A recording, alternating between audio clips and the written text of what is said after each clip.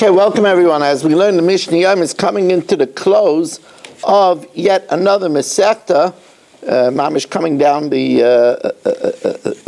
last parak, and we're dedicated Lila Nishma Shlomo ben Mordechai and for Shalema for Eliyahu Moshe ben Chayesar for the schus of Avram Yom Benish ben Malki Yudis and family. By the Fisher family, Lila Nishma's Basi Bas Rabbi Shlomo ben Avram Alevi Perel Bas Ruvain. And for the Shalem of Kayla Miriam Bas Esther, who's having brain surgery tomorrow morning, and for Meir ben Chayesara, also sponsored by Yoel Klugman and family for the Gezund Panos and Nachas. If somebody wants to sponsor Masechtas Gittin, please let me know. 718-916-3100, rmmwsi@aol.com. So the next Mishnah says, what about if we found this corpse and then we have contradictory testimony? Remember, it's only we only break the heifer's neck is if it's completely unknown who the killer is. If if one witness said, I saw the killer, but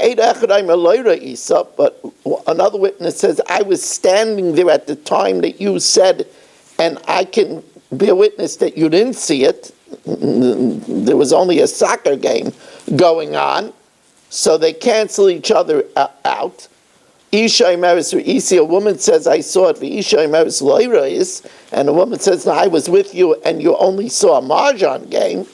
So therefore, they cancel each other out, and once again, it's an unsolved homicide, and therefore, you open, they would break its neck.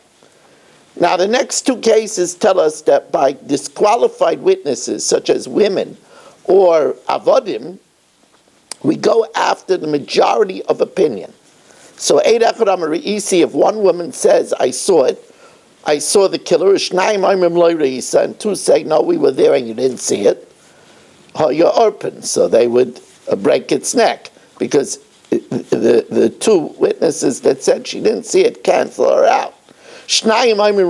But if two women said we saw it, and one of them said I was there and you didn't see it, we believe the two, and therefore the two say that we saw this and this person kill it, it's not an unsolved homicide, and therefore you open, they wouldn't break its neck.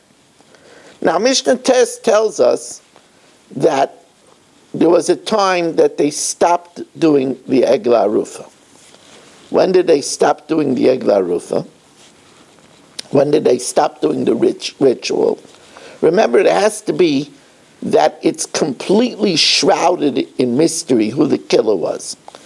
But if there were known murderers, so we have a good idea who the murderer might be, Mishirabu Haritzchanin, when there increased killers, unfortunately, and there was some well-known murderers, so Batla Eglah Rufa, they canceled the ritual of the Eglah Rufa because it wasn't shrouded in mystery. They had a good idea. It was either this well-known killer or that well-known killer. And this happened, Mishabah, when there were infamous killers such as Eliezer ben Dinai, who went by the alias of Uschina ben Prisha Yanikra. He went by that alias. Chazul Lekroisa ben Aratzkin, and then they just called him the murderer.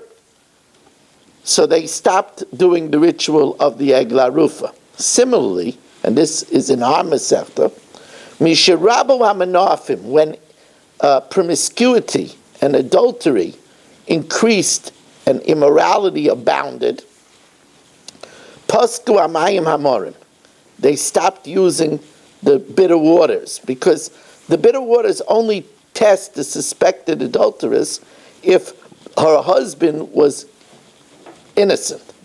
But if her husband since they were basically lewd and immoral, so the husband can't be trusted not to speak to her, not to sleep with her after she was determined a Sotah, or the husband might himself be sleeping with other women, so it wasn't Menika Ishma Oven, so they stopped giving the bitter waters.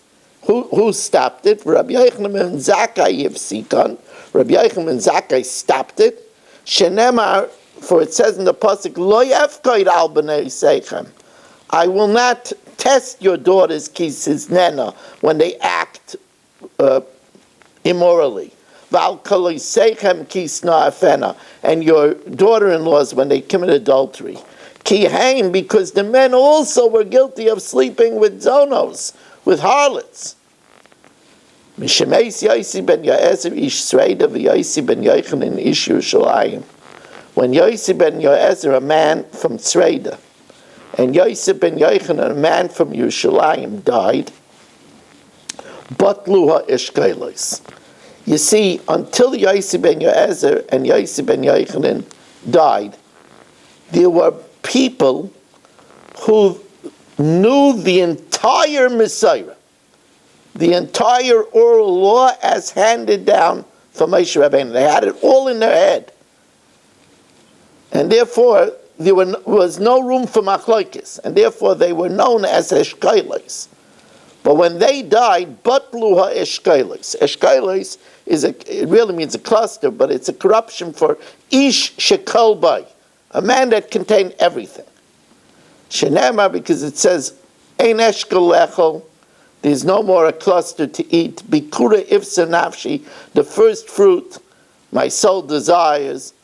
Of the chassid min haaretz, the pious are lost from the land, and there's no more yasher, is no more upright. This means that there was a point with the death of Yosef ben Yoezer ish Sreida and Yosef ben Yochanan ish Yerushalayim, that there was no one individual that encompassed the entire oral law.